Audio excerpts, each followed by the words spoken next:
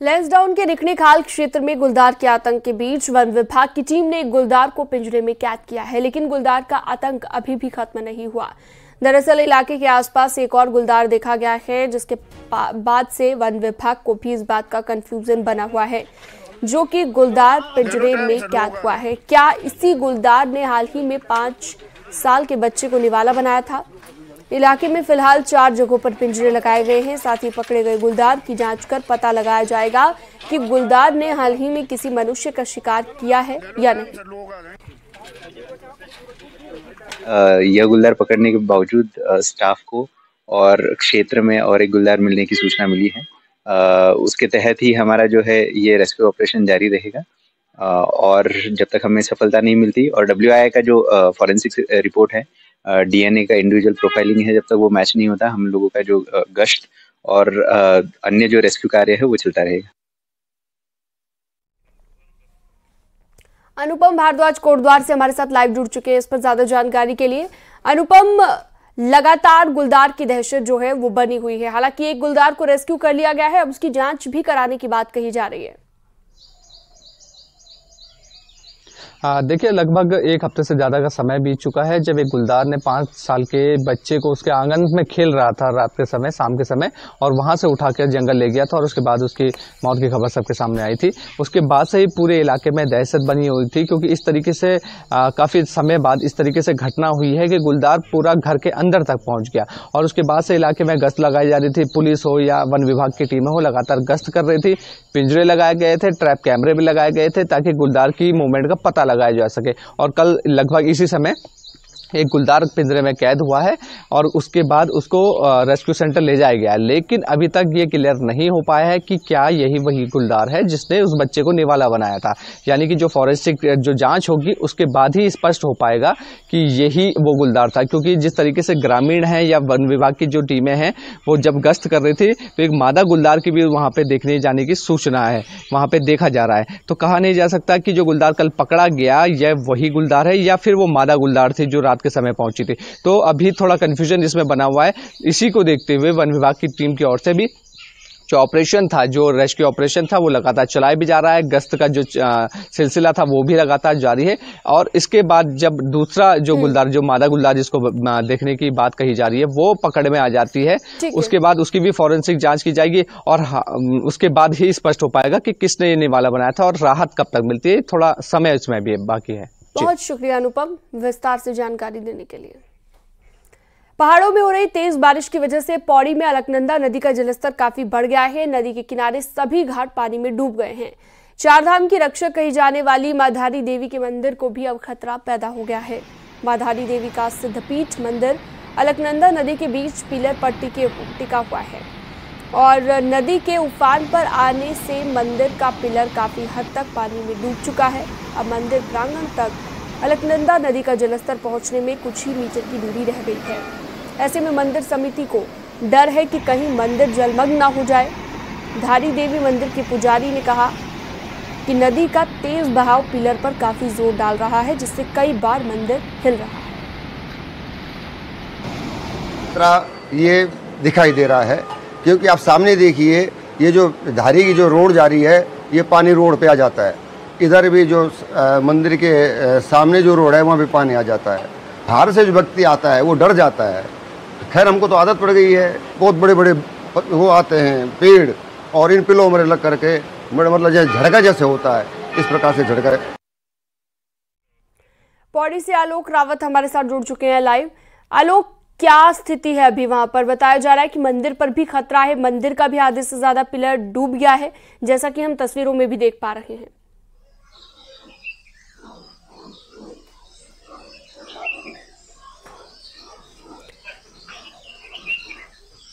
आलोक, आवाज मिल रही है आपको?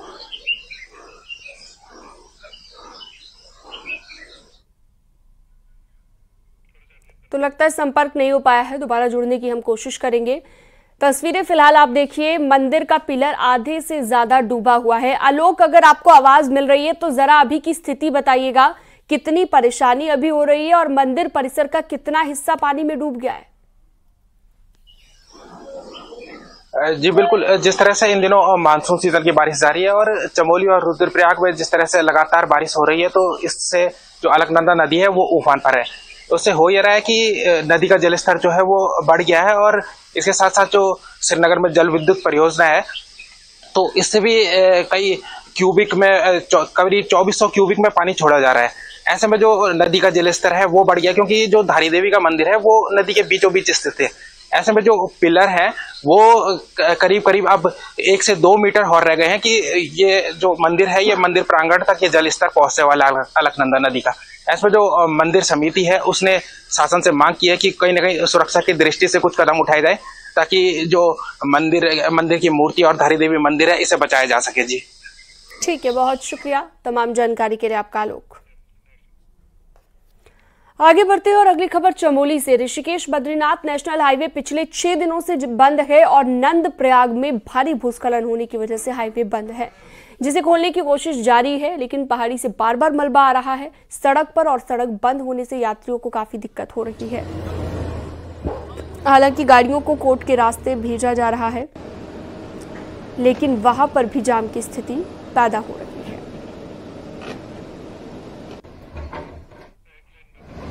तो तस्वीरें देखकर अंदाजा आप लगा सकते हैं कि किस तरह से परेशानी लोगों को हो रही है। लंबा जाम गाड़ियों का दोनों तरफ। नितिन सेमवाल फोन लाइन पर जुड़ गए हैं, चमोली संवाददाता। नितिन, क्या कहता है प्रशासन, कब तक सुचारू रूप से मार्ग चला दिया जाएगा और अभी क्या स्थिति है, कितनी परेशानी हो रही है यात्रियों को? जी, अगर नंदप्रयाग की बात करें तो यहाँ पे लगभग आज 5वां दिन हो चुका है, सड़क मार्ग बाधित है। प्रशासन का कहना है कि मार्ग को खोलने के लिए मशीनें वहाँ पे लगाई गई हैं, लेकिन जिस तरीके से लगातार पहाड़ टूट रहा है उससे संभव लग नहीं रहा है कि आज भी मार्ग सुचारू हो पाएगा। हालांकि दावा किया जा रहा है कि दोपहर तक या शाम तक मार्ग को खोल दिया जाएगा, लेकिन अभी भी वहाँ पे मलबा गिर रहा है और मशीनें लगाई गई हैं और रात दिन वहाँ पे काम किया जा रहा है। बताते चले कि अगर इस स्लाइड की बात करें तो इससे पहले कहीं पर ये बंद होता रहा है, लेकिन बीच में रुक गया था, लेकिन एक बार फिर से सक्रिय हो गया है। तो कहीं ना कहीं जो मुश्किलें हैं वो बढ़ती चली जा रही है। हालांकि ट्रैफिक को डाइवर्ट किया गया है, नंदप्रयाग शेकोट होते हुए चमोली की तरफ वाहन आ रहे हैं, लेकिन वहां पे भी सड़क बहुत ज्यादा चौड़ी नहीं है, इसकी वजह से वहां पे जाम की स्थिति पैदा हो रही है। अब सभी को उम्मीद है कि नेशनल हाईवे जल्दी खुल जाए, क्योंकि आज मौसम भी साफ है। तो ऐसे में कहीं ना कहीं एक थोड़ी सी उम्मीद जरूर है कि आज मार्ग सुचारू हो सकता है। जी ठीक है, बहुत शुक्रिया तमाम जानकारी के लिए आपका।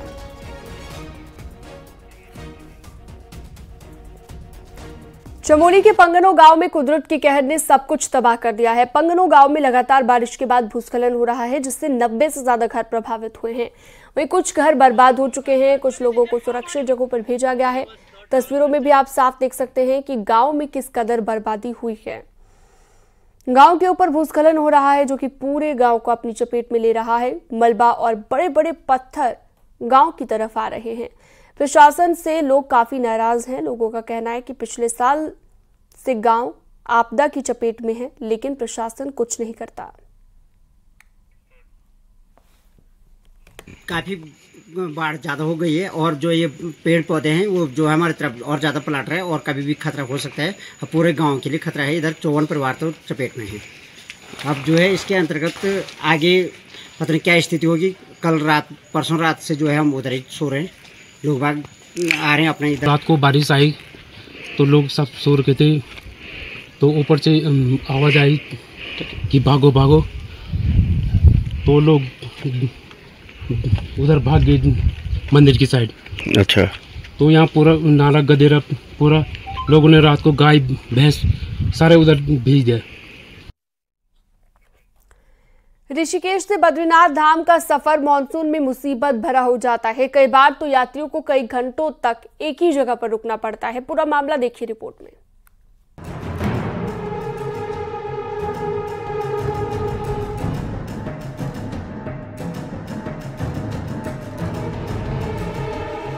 रुद्रप्रयाग से लेकर बद्रीनाथ धाम तक जगह जगह सड़क पर सफर खतरनाक बना हुआ है। रोड पर मलबा आने से लोगों को भारी दिक्कतें हो रही है। वहीं सिरोपगढ़, नंदप्रयाग, छिनका, पागल नाला के साथ पागल गंगा, कंचन गंगा और गुलाब कोटी पर पहाड़ी से मलबा आने से बद्रीनाथ हाईवे बार बार बंद हो रहा है। श्रीनगर से ऊपर से लेते हैं, चटवा पीपल है, कर्णप्रयाग में है, इधर छिनका में है, बिरही में है और टंगनी पागल नाला है और जोशीमठ के पास ही स्टार्टिंग पर जो टीसीपी जो गेट है, जगह जगह कुछ गुलाब कोटी है। ऐसे ऐसे नए स्लाइड जो बन के आ रहे हैं जिससे कि एक मार्ग तो अवरुद्ध, कई दिनों तक भी मार्ग अवरुद्ध होने के चांस होते हैं। मॉनसून में बद्रीनाथ हाईवे से सफर किसी चुनौती से कम नहीं है, क्योंकि बारिश के बाद पहाड़ी दरक रही है और कई जगह सड़क पर दलदल जैसे हालात बन गए हैं।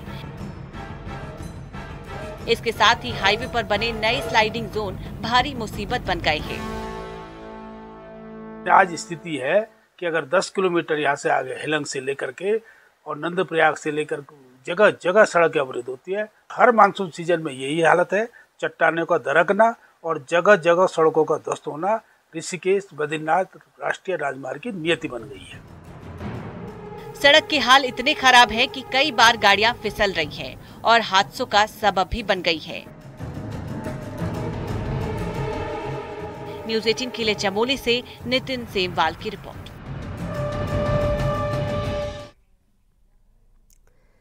बागेश्वर में नदी की दूसरी तरफ फंसी एक गाय को सकुशल बाहर निकाल लिया गया। पुलिस और फायर टीम ने बचाव अभियान चलाया। इससे पहले एक जवान रस्सी लेकर दूसरी तरफ गया और फिर गाय को रस्सी से बांधा गया। दूसरी तरफ से रस्सी खींची गई और पानी की तेज धारा के बीच गाय को बचा लिया गया। नदी में पानी बढ़ने के बाद गाय नदी के दूसरी तरफ फंस गई।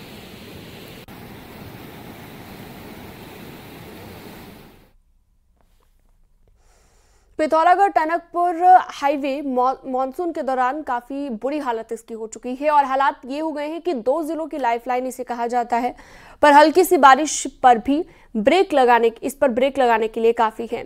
लेकिन ये हाईवे जहां पर चीन और नेपाल बॉर्डर को जोड़ता है, वहीं आदि कैलाश यात्रियों की सफर को भी यहीं से गुजरना होता है।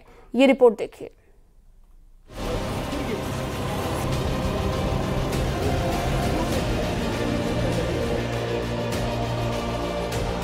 पिथौरागढ़ टनकपुर हाईवे के अल्वेदर में तब्दील होने के बाद सफर तो आसान हुआ ही है, साथ ही समय की बचत भी हो रही है। लेकिन 150 किलोमीटर के इस रूट में एक नहीं बल्कि दर्जनों डेंजर जोन बन गए हैं। ये डेंजर जोन इस कदर खतरनाक हैं कि जरा सी बारिश में ये भरभरा कर हाईवे को निगल रहे हैं। बीते साल भी बारिश ने अल्वेदर रोड की रफ्तार को एक नहीं बल्कि सैकड़ों बार रोका था। ठीक वैसा ही नजारा इन दिनों भी देखने को मिल रहा है। अल्वेदर रोड में एक नहीं बल्कि दर्जनों जगह बारिश होने पर लैंडस्लाइड हो रही है। नतीजा ये है कि यात्रियों को घंटों हाईवे पर रुकना पड़ रहा है। देखिए, जब से बरसात शुरू हुई है, जो हमारी अल्वेदर रोड है, इस पर जो है बड़े बड़े बोल्डर गिर रहे हैं और जगह जगह मलबा आ रहा है और लोग जो है यहाँ पर चलने वाले लोगों को बहुत अधिक परेशानी हो रही है। जो लोग सफर कर रहे हैं तो रास्ते में ही फंस जा रहे हैं। बार बार जिला प्रशासन और सरकार से कहने के बाद भी जो है इस अल्वेदर रोड को जो है ठीक नहीं किया जा रहा है, जिस वजह से लोगों को बहुत अधिक परेशानी का सामना करना पड़ रहा है। 150 किलोमीटर के हाईवे में 5 दर्जन से अधिक लैंडस्लाइड जोन चिन्हित है। इनमें से कई डेंजर जोन पर ट्रीटमेंट का काम भी चल रहा है। चुपकोट बैंड, दिल्ली बैंड, घाट, बाराकोट और स्वाला ऐसे इलाके हैं जहां लगातार दरकती पहाड़ियां अल्वेदर रोड को निगल रही हैं। ये हाईवे चंपावत और पिथौरागढ़ की लाइफलाइन तो है ही, साथ ही चीन और नेपाल बॉर्डर को जोड़ने का जरिया भी है। इसी रोड से होकर बॉर्डर पर भारतीय सुरक्षा बल पहुंचते हैं। अल्वेदर की राह में 4 सालों से स्वाला सबसे अधिक डेंजर जोन बना है। स्वाला की दरकती पहाड़ियां बॉर्डर की लाइफलाइन को जाम कर रही हैं, जिसे देखते हुए अब एनएच यहां पर बड़ा पुल बनाने का प्लान भी बना रहा है। के पास बार बार ये विषय आता है कि बरसात आते ही रोड ब्लॉक हो जाएगी। हमने रोड अच्छी बनाई है, मगर पिछले दिनों मेरे साथ में जब दौरे में था तो मेरे साथ हमारे एनएचआई के और एनएचपीडब्ल्यूडी के लोग थे। तो मैंने बोला है कि वहाँ पर को अगर आप पुल बना सकते हो, क्योंकि अब वो रोड वहाँ पर रुक नहीं रही है, तो पुल का हम सर्वे करा रहे हैं और सर्वे में उपयुक्त पाया जाएगा तो हम पुल ही बनाएंगे। और फिर भी हम बरसात में रोड ब्लॉक ना हो, इसके लिए मैंने दिशा निर्देश दिए हैं। अल्वेदर रोड को डेंजर जोन से मुक्त करने के लिए 300 करोड़ की लागत से काम भी हो रहा है, लेकिन फिर भी कई डेंजर जोन में काम शुरू ही नहीं हो पाया है। ऐसे में तय है कि करोड़ों की लागत से बनी रोड का पूरा फायदा लोगों को तभी मिलेगा जब सभी डेंजर जोन 100% ट्रीटमेंट होंगे।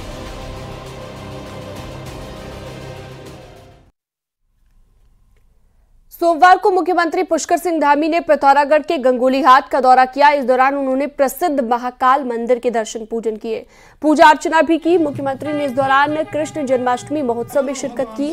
इस मौके पर सीएम धामी ने कहा कि उनकी सरकार ने मानसरोवर कॉरिडोर के जरिए कुमाऊं के सभी धार्मिक स्थलों के विकास का प्लान तैयार किया है।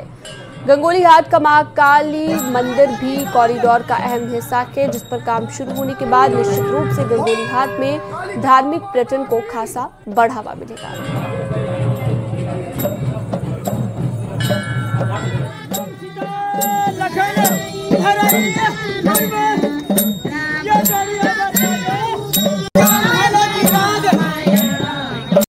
मानस खंड मंदिर माला मिशन के अंतर्गत है। उन सभी को हम पूरी तरह से नवनिर्माण की ओर ले जाएंगे, उनको विस्तार देंगे, विकास करेंगे।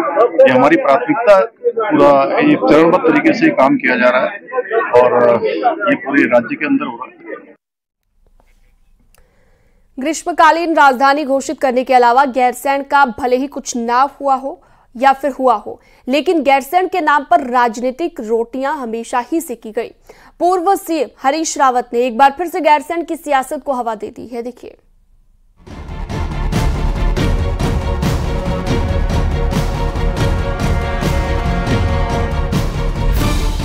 21 अगस्त को गैरसैंण में उपवास पर बैठे हरीश रावत ने तब कहा था कि हम सत्ता में आए तो गैरसैंण को स्थायी राजधानी बनाएंगे।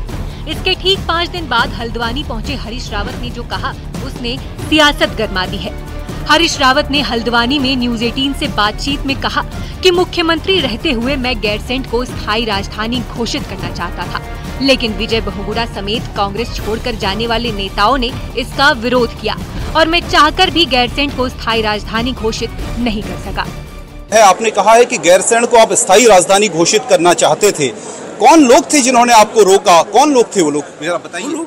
सबको मालूम है, जिन लोगों ने 2016 में सरकार गिराने की साजिश की और गिराई, राष्ट्रपति शासन लगवाया और हम जो हमारे बढ़ते हुए कदम थे गैरसैंण की दिशा में, उन कदमों पर ब्रेक लगाने का काम किया। श्री विजय बहुगुणा के नेतृत्व में जो लोग गए उस समय सरकार से बाहर, वो सब लोग जो है हैं जिन्होंने हमको राजधानी बनाने के कदम नहीं उठाने दिए। हरीश रावत के इस बयान से सियासत गर्मा गई। 2016 में कांग्रेस छोड़कर बीजेपी में शामिल हुए उनके पूर्व सहयोगियों ने एक एक करके हरीश रावत पर पलटवार किया। दिल्ली में मौजूद पूर्व सीएम विजय बहुगुणा ने न्यूज 18 से फोन पर बातचीत में कहा कि हमारे जाने के बाद भी वो 2 साल तक सीएम रहे, तब उनको किसने रोका था? वहीं 2016 में कांग्रेस छोड़ने वालों में शामिल सुबोध उनियाल ने कहा कि हरीश रावत झूठ की चलती फिरती मशीन है। बड़ी दुख की बात है कि हरीश रावत जी सच बोलते ही नहीं जी। हमारे लोगों के जाने के बाद वो 2 वर्ष तक मुख्यमंत्री रहे जी। हम लोग तो छोड़ के चले गए थे जी, तो किसने बेबस किया था उनको? ये उनके जो है वो उनकी आदत है कि वो गुमराह करने के लिए गलत बयान देते हैं जी। और किसी भी वक्त मैंने या किसी भी साथी ने ऐसी बात कही ही नहीं उनसे या किसी और से कि एक मुख्यमंत्री के रूप में वो राजधानी घोषित करे कि न करे। हम लोगों को उन्होंने दोषी बताया, लेकिन ये नहीं बताया कि हम लोगों के छोड़ने के 1 साल बाद तक वो राज्य के मुख्यमंत्री रहे। आखिर क्यों नहीं उन्होंने गैरसैंण में फैसला लिया? देखिए, हरीश रावत जी के बयानों में उनकी ढलती उम्र का असर साफ दिखाई दे रहा है। जिस तरह से इस उम्र में कहीं न कहीं दिमागी दिवालियापन उनका निकल गया। और अगर मैं बोलूं तो उत्तराखंड में हरीश रावत झूठ बोलने की एक चलती फिर। गैरसैंण पर हमेशा की तरह इस बार भी सिर्फ सियासत हो रही है, क्योंकि गैरसैंण पर बड़ा दावा करने वाले हरीश रावत कांग्रेस में हुई बगावत के बाद भी लंबे समय मुख्यमंत्री रहे, लेकिन तब हरदा को गैरसैंण की याद नहीं आई और अब विपक्ष में हैं तो जरूर गैरसैंण की बात कर रहे हैं, जबकि गैरसैंण के लोग तो आज भी वहीं खड़े हैं। गैरसैंण पर हो रही सियासत को देख खुद को ठगा महसूस कर रहे हैं। हल्द्वानी से शैलेंद्र नेगी के साथ गैरसैंण से सुनील नवप्रभात की रिपोर्ट। अब आपको दिखाते हैं एक हैरानी भरी तस्वीर जो कि कोर हिमालय से आई है। पिथौरागढ़ जिले में स्थित और चीन बॉर्डर पर मौजूद ओम पर्वत से बर्फ पूरी तरह से गायब हो गया है। न सिर्फ ओम पर्वत बल्कि उसके आसपास भी कहीं बर्फ दिखाई नहीं दे रही है। हालात ये हैं कि पूरी तरह से सूखे पहाड़ यहां पर दिख रहे हैं, जबकि ओम पर्वत पर पहले साल भर बर्फ रहती थी। लेकिन ग्लोबल वार्मिंग का असर कहें या फिर ओम पर्वत तक सैलानियों की बढ़ती संख्या, अब हालात ये है कि अगस्त के महीने में ओम पर्वत पूरी तरह सूख चुका है और बर्फ का मानो नामो निशान न हो। दो तस्वीरों में आप देख सकते हैं कैसे ओम पर्वत पर पहले बर्फ रहती थी और अब ये पूरी तरह से पिघल चुकी है।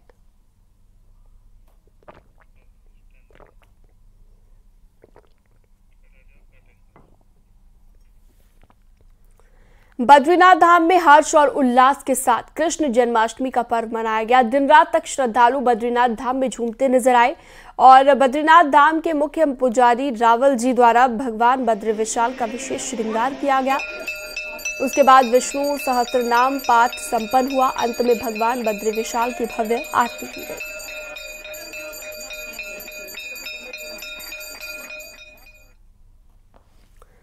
उत्तरकाशी समेत गंगोत्री धाम में जन्माष्टमी की धूम देर रात तक देखने को मिली। गंगोत्री धाम में जन्माष्टमी के पावन पर्व पर हजारों की संख्या में देश के कई राज्यों से श्रद्धालु पहुंचे थे।